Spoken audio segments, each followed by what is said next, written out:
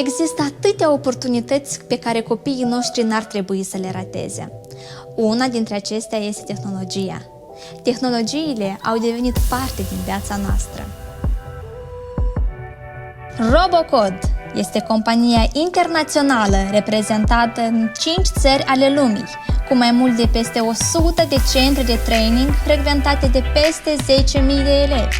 În Republica Moldova avem o experiență de 3 ani și un număr de 6 școli de robotică și programare în care își fac studiile în jur de 500 de copii, cu vârsta cuprinsă între 8-15 ani.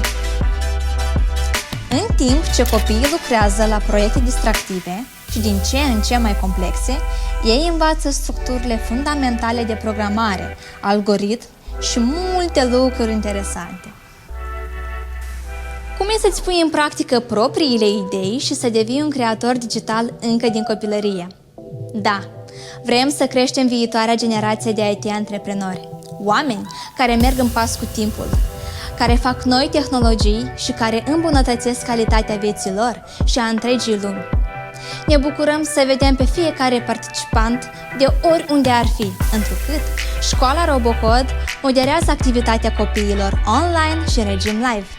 Iar pentru mai multe detalii, accesează linkul de mai jos sau ia legătura direct la telefonul indicat.